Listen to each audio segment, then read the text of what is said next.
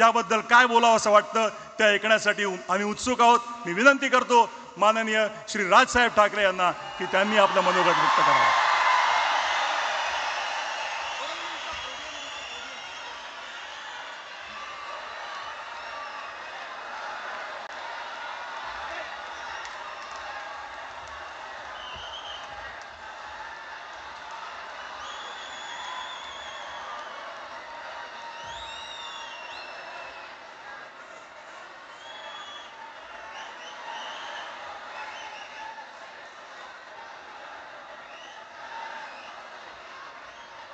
Check.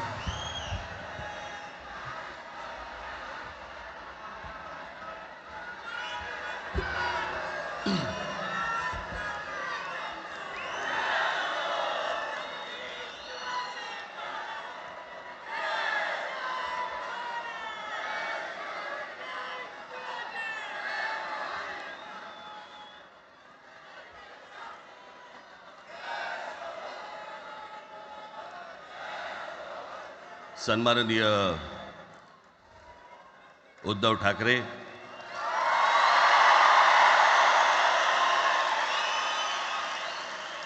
आणि माझ्या जमलेल्या सर्व तमाम मराठी बांधवांनो, भगिनींनो आणि मातांनो,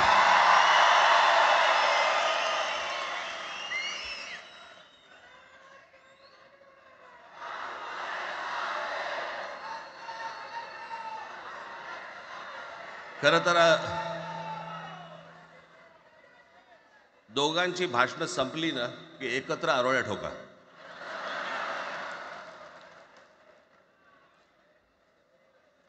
खरं तर आज मोर्चा निघायला पाहिजे होता.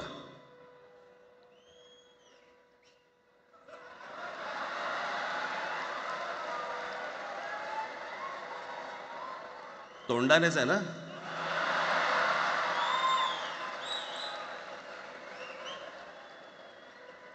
बस बस,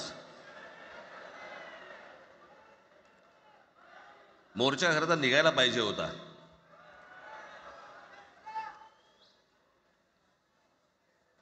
मराठी माणूस कसा सर्व बाजूने एकवटतो याचं एक चित्र मोठ्या प्रमाणावरती उभं राहिलं असतं.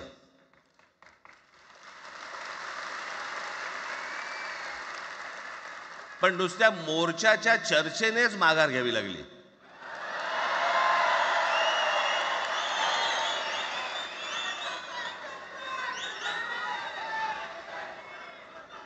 खरं तर आजचाही मेळावा हा खरं तर शिवतीर्थावरती मैदानात व्हायला पाहिजे होता.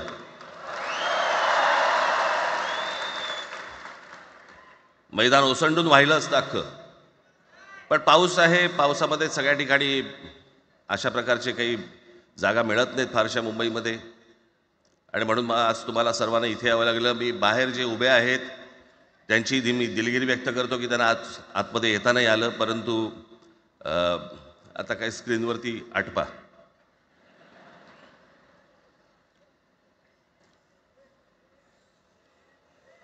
मी माझ्या मुलाखतीमध्ये एक म्हटलं होतं की त्याच्यातनं या सगळ्या गोष्टी खरं तर सुरू झाल्या, आणि मी असं म्हटलं होतं की कोणत्याही वादापेक्षा आणि कुठच्याही भांडणापेक्षा महाराष्ट्र मोठा आहे.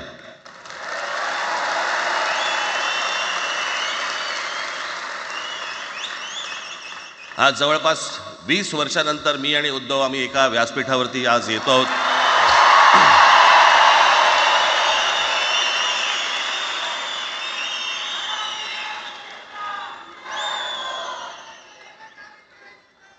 जे माननीय बाळासाहेबांना जमलं नाही, जे अनेकांना जमलं नाही, आम्हाला दोघांना एकत्र आणायचं, ते देवेंद्र फडणवीसला जमलं.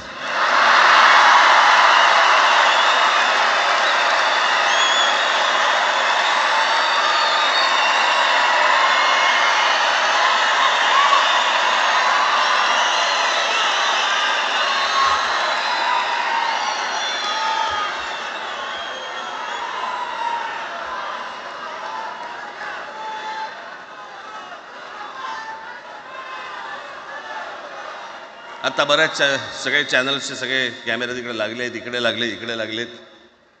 आता संध्याकाळी सगळं सुरू होईल आता. काय वाटतं काय दोघांची बॉडी लँग्वेज कशी होती? कोणी कमी हसलं का?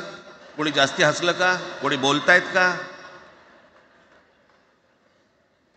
आपल्याकडे मूळ विषय सोडून इतर गोष्टींमध्येच फार रस असतो अनेकांना. खरं तर आजचा हा मेळावा, मोर्चालाही तीच घोषणा होती, आजच्या मेळाव्यालाही तीच घोषणा आहे की कुठचाही झेंडा नाही, मराठी हाच अजेंडा.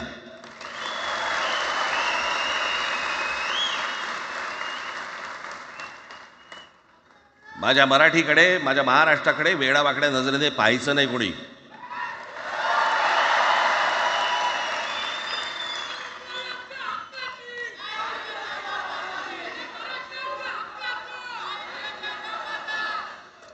ठरलं ना आपलं सगळ्यात शेवटी द्यायच्या घोषणा. बसा, शांत बसा. खरं तर हा प्रश्नच अनाठाई होता, काही गरजच नव्हती. हे कुठून अचानक हिंदीचं आलं मला काही कळलं नाही. मला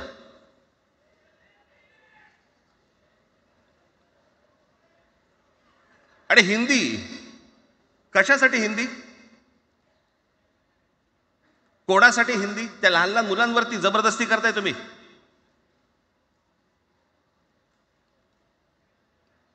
कोणाला विचारायचं नाही, शिक्षण तज्ज्ञांना काही विचारायचं नाही, कोणाला काही विचारायचं नाही. बस आमची सत्ता आहे, आमच्याकडे बहुमत आहे, आम्ही लादणार. तुमच्या हातात सत्ता असेल ती विधान भवनात,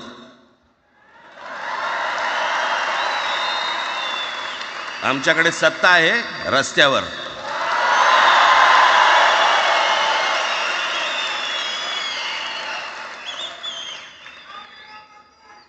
एक पत्र लिहिलं, 2 पत्र लिहिली, नंतर ते दादा भुसे माझ्याकडे आले. मला म्हणाले की आम्ही काय म्हणतो एवढं समजून तर घ्या, एवढं काय म्हणतो एवढं ऐकून तर घ्या. म्हटलं दादा तुम्हाला एक गोष्ट सांगतो, तुम्ही काय सांगता ते ऐकून घेईन पण ऐकणार नाही.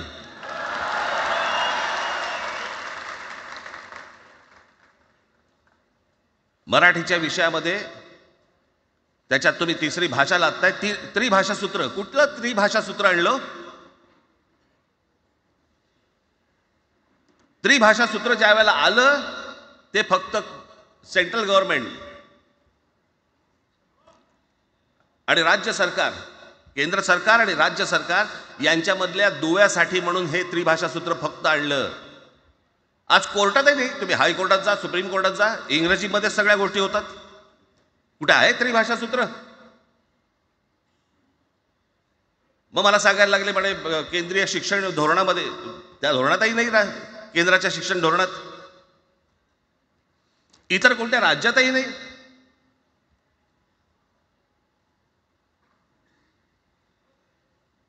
महाराष्ट्रात प्रयोग करून पाहिला तरी दक्षिणेची राज्य तर हिंग लावून विचारत नाही त्यांना. पण महाराष्ट्र ज्या वेळेला पेटून उठतो त्यावेळेला काय घडतं आणि काय होतं हे आज राज्यकर्त्यांना समजलं असेल.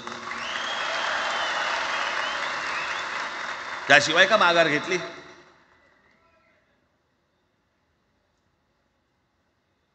विनाकारण आणलेला विषय होता. मी त्याशी त्या भुसेंना सांगितलं, म्हटलं मला सांगा उत्तर प्रदेश, बिहार, राजस्थान, मध्य प्रदेश कोणती तिसरी भाषा आणणार आहेत? खरं तर आणली पाहिजे.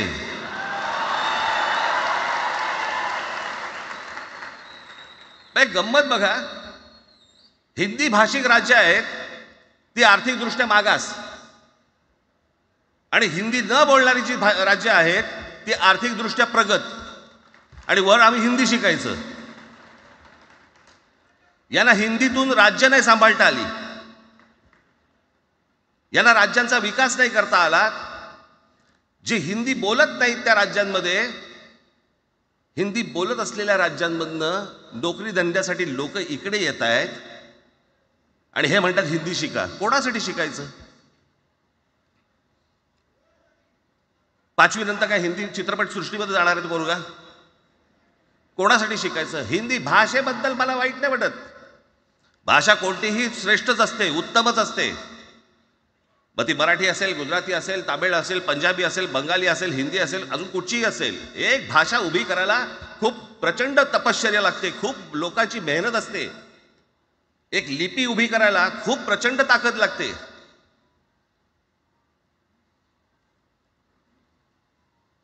अशाच भाषा काय उभ्या राहत नसतात.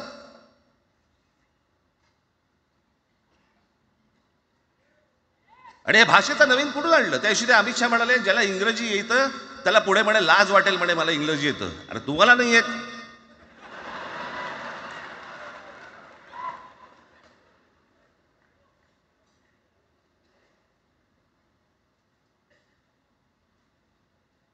या संपूर्ण हिंद प्रांतावरती 125 वर्ष, 1400 वर्ष मराठ्यांनी राज्य केलं. 1400 वर्ष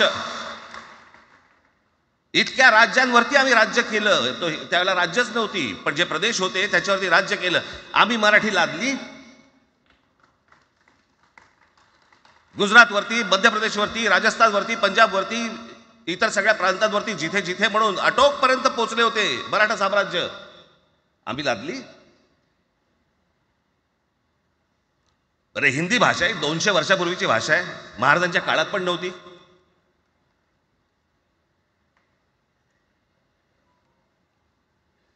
कशासाठी आणि कोणासाठी आणि काय करायचे नेमकं?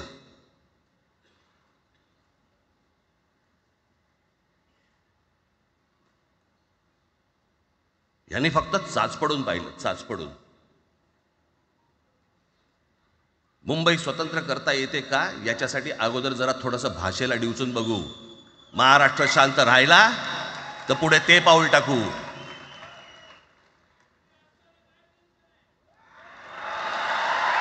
कोणाची माय व्हॅली आहे त्यांनी महाराष्ट्राला हात घालून दाखवावा, मुंबईला हात घालून दाखवावा.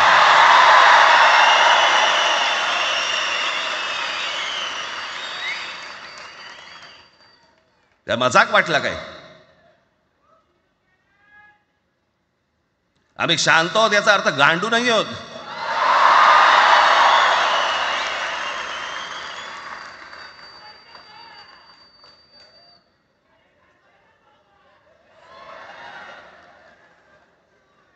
काही अंगावरती लादायचा प्रयत्न करतात आणि मग आता माघार घेतली ना,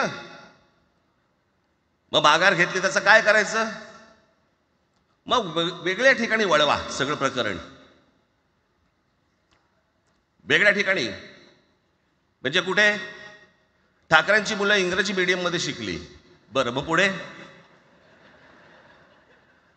म्हणजे दादा भुसे मराठी मीडियम मध्ये शिकून शिक्षण मंत्री झाले, देवेंद्र फडणवीस इंग्रजी मीडियम मध्ये शिकून मुख्यमंत्री झाले. कुठे काय शिकले याचा काय संबंध?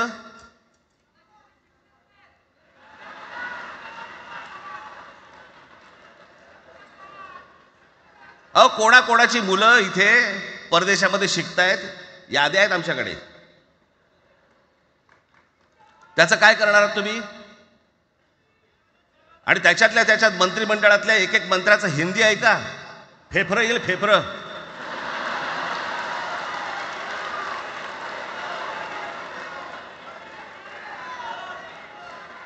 हे असले प्रश्न महाराष्ट्रातच विचारले जातात.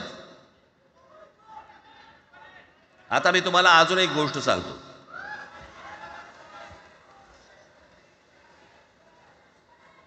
आम्ही मराठी मीडियम मध्ये शिकलो, हो शिकलो.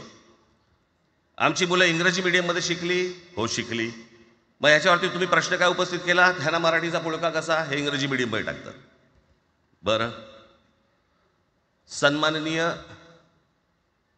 माननीय बाळासाहेब ठाकरे आणि माझे वडील श्रीकांत ठाकरे हे इंग्रजी मीडियम मध्ये शिकलेले आहेत.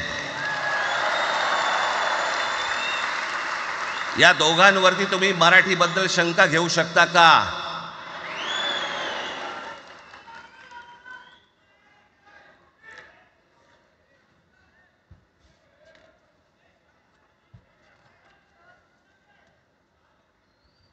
Lalkrishna Advani Saint Patrick high school Christian missionary स्कूलमध्ये शिकले. हिंदुत्वावर शंका घेऊ का त्यांच्या? कॉन्व्हेंट स्कूलमध्ये शिकलेले आहेत अडवाणी. दक्षिण भारतामध्ये बघा, तमिळच्या प्रश्नावरती, तेलुगूच्या प्रश्नावरती कडवटपणे समोर येऊन उभे राहतात. कोण विचारते तर तुमची मुलं कुठे शिकली आणि तुम्ही कुठे शिकलात?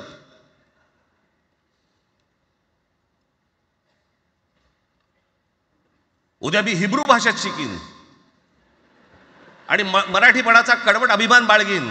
काय प्रॉब्लेम आहे?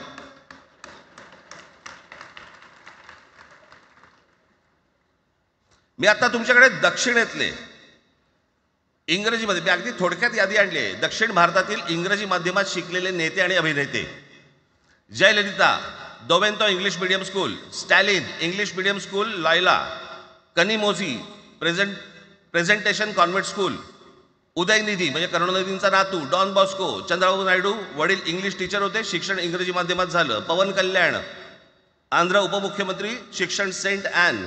नारा लोकेश NTRचा नातू चंद्रबाबूंचा मुलगा, Stanford school. Kamal Haasan Santhome high school. अभिनेता विक्रम मॉटफोर्ड स्कूल. अभिनेता Suriya English medium. AR Rahman आधी पद्मशेषाद्री बालभवन आणि नंतर मद्रास क्रिश्चनरी हायस्कूल. परवा दिवशीचा एक प्रसंग सांगतो. एका व्यासपीठावरती तामिळनाडूमध्ये AR रहमान व्यासपीठावरती उभे होते, काहीतरी कार्यक्रम होता. त्या बाई तामिळमध्ये बोलत होत्या. अचानक ती बाई हिंदीत बोलायला लागली. त्याच्यावरती रहमानने तिच्याकडे असं बघितलं, बोलला हिंदी, आणि व्यासपीठावरनं खाली उतरला.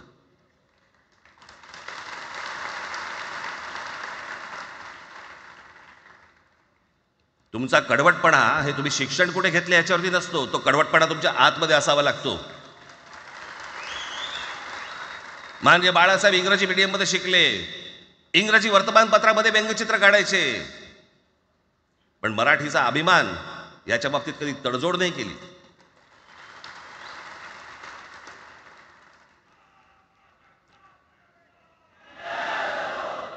म्हणे एक भाषा म्हणे सगळ्यांनाच बांधून ठेवते. कुठची एक भाषा? आजपर्यंत काय वाकडं झालं? म्हणजे आपल्या संरक्षण खात्यामध्ये घ्या, आपल्या संरक्षण खात्यामध्ये जेवढी रेजिमेंट्स आहेत, मी फक्त तुम्हाला नावं वाचून दाखवतो. मद्रास रेजिमेंट आहे, राजपुताना रायफल्स आहे, राजपूत रेजिमेंट आहे, डोगरा रेजिमेंट आहे, सीख रेजिमेंट आहे, जाट रेजिमेंट आहे, पॅराशूट रेजिमेंट आहे, पंजाब रेजिमेंट आहे, ग्रेनेडियर्स आहेत, सीख लाईट इन्फंट्री आहे, मराठा लाईट इन्फंट्री आहे, गढवाल रायफल्स आहे, कुमाऊ रेजिमेंट आहे, आसाम रेजिमेंट आहे, बिहार रेजिमेंट आहे, महार रेजिमेंट आहे, जम्मू काश्मीर रायफल्स आहे, जम्मू आणि काश्मीर लाईट इन्फंट्री आहे, नागा रेजिमेंट आहे, गोरखा रायफल्स आहे, गोरखा रायफल्स आहे, त्याच्यानंतर तुमचं लडाख स्काउट्स आहे, अरुणाचल स्काउट्स आहे, सिक्कीम स्काउट्स आहे. इतक्या राज्यांच्या आज आपल्या संरक्षण खात्यामध्ये लोक आहेत आणि इतक्या रेजिमेंट्स आहेत. शत्रू दिसला की एकत्र तुटून पडतात ना. भाषेचा प्रश्न येतो कुठे?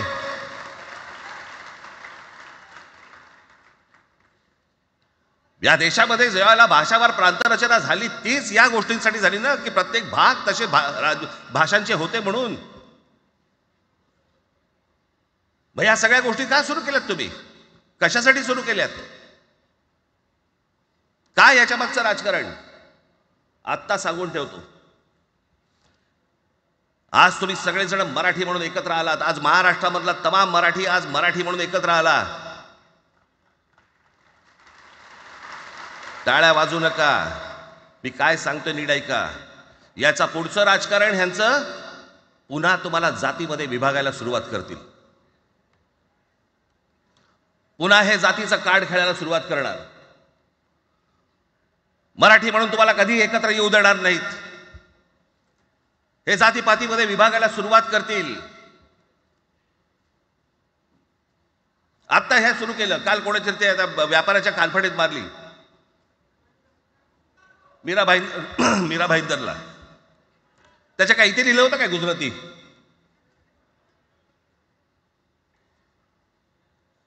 पण एवढंही आपल्याकडे काही जे चॅनलमध्ये, मराठी नाहीत इतर चॅनलमध्ये, हिंदी आणि याच्यात गुजराती माणसाला मारला, कुठच्या गुजराती माणसाला मारला?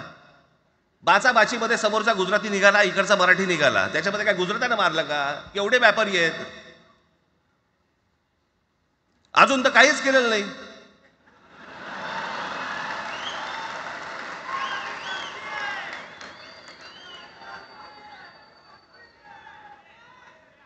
अर्थात त्यांना मराठी आली पाहिजे याच्याबद्दल वाद नाही. विनाकारण उठसूट काही मारामारी करायची गरज नाही आणि मारायची गरज नाही. पण जर जास्ती नाटकं केली तर कानाखाली आवाज काढलाच पाहिजे तुम्ही. पण चूक त्यांची असली पाहिजे. आणि एका गोष्टीचं लक्षात ठेवा, अशी कधी गोष्ट कराल त्याचे व्हिडिओ काढू नका.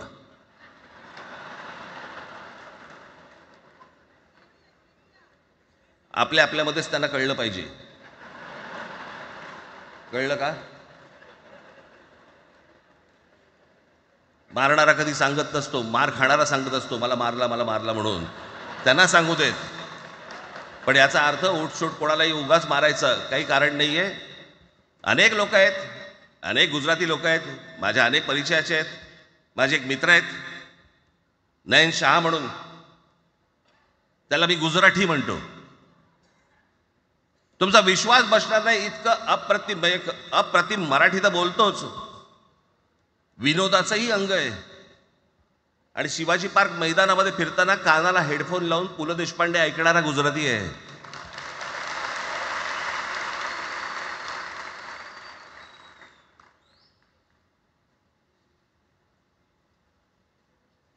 मी मगाशी तुम्हाला सांगितलं की हे मराठीचं बाळकडू, आमच्यासाठी ते बाळकडूच होतं.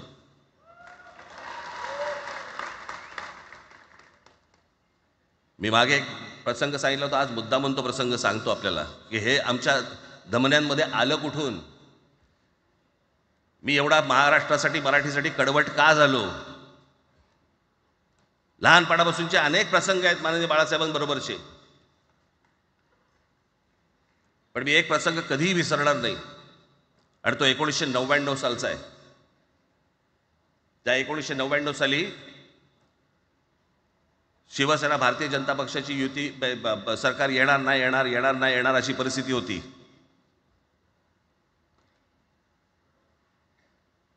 पवार साहेब त्यावेळेला त्यांनी राष्ट्रवादी काँग्रेस पक्ष स्थापन केला होता. वेगवेगळे लढले होते.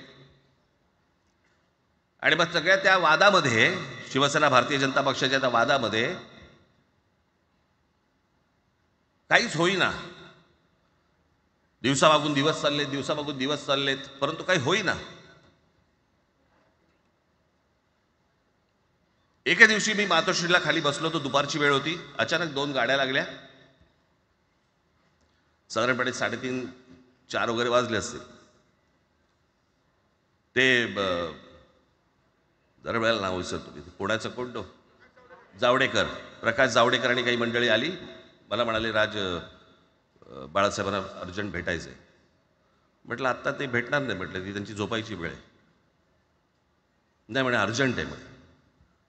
म्हटलं नाही भेटणार. म्हटलं मी तुम्हाला सांगतो. म्हटलं काय विषय काय? म्हटलं मी बोलायचं काम करतो. म्हटलं काय विषय काय? आणि त्यांना सांगा मुख्यमंत्री पदाचा विषय झालेला आहे. म्हटलं अच्छा, अरे वा. म्हटलं काय झालं? सुरेशदादा जैन यांना दोन्ही बाजूने आम्ही ठरवलंय की त्यांना मुख्यमंत्री करायचं. एवढं फक्त बाळासाहेबांना सांगायचं. ठीक आहे. मी वर गेलो. रूममध्ये काळोख, शांतता. आम्ही अरे तुरेमध्ये बोलायचो म्हणून मी हाक मारली. म्हटलं हे काका गाढ झोपले होते. म्हटलं काका उठ. ए काका उठ. बघितलं माझ्याकडे. काय रे? म्हटलं नाही, ती सगळे खाली जावडेकर वगैरे सगळी मंडळी आली आहेत. म्हटलं बरं मग? नाही ते म्हणतात ते मुख्यमंत्री पदाचा विषय झाला आहे म्हणून. म्हटलं बघ. ते म्हणाले काय झालं? ते म्हणाले सुरेशदादा जैन यांना मुख्यमंत्री पदासाठी दोन्ही जणांनी सांगितलं की करायचं म्हणून. असं माझ्याकडे बघितलं त्यांनी. त्यांना जाऊन सांग महाराष्ट्राचा मुख्यमंत्री मराठीच होईल, दुसरा कोणी होणार नाही.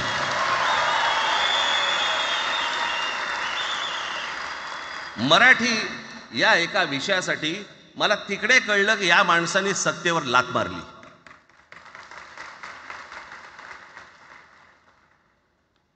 हे संस्कार ज्या पोरावरती झाले असतील तो मराठीसाठी तडजोड करेल काय? बाकी सगळ्या युत्या आघाड्या सगळ्या कुठच्याही गोष्टी होत राहतील, महाराष्ट्र मराठी, मराठी माणूस, मराठी भाषा याच्यावर तडजोड होणार नाही, कोणत्याही परिस्थितीत होणार नाही. याच्या पुढे देखील तुम्ही सर्वांनी सावध असणं पण गरजेचं आहे आणि सतर्क असणं पण तेवढंच गरजेचं आहे. पुढे पुढे काय काय गोष्टी घडतील, काय काय गोष्टी होतील कल्पना नाही, परंतु मला असं वाटतं की ही मराठीसाठीची एकजूट ही कायम राहावी आणि महाराष्ट्रामध्ये सन्माननीय माननीय बाळासाहेबांचं जे स्वप्न होतं ते पुन्हा साकारावं अशी एक आशा, अपेक्षा आणि इच्छा व्यक्त करतो आणि आपल्या सर्वांची मी रजा घेतो. धन्यवाद. जय हिंद, जय महाराष्ट्र. धन्यवाद राजसाहेब. मला हे सांगा, आपल्या सगळ्यांपेक्षा आज जास्त आनंदी कोण झालं असतं? आपल्या सगळ्यांपेक्षा आज जास्त आनंदी कोण झालं असतं? ज्यांनी मराठी माणसाला उभं केलं. नाही, कशी नाही मिळत, झुकवलं, वाकवलं.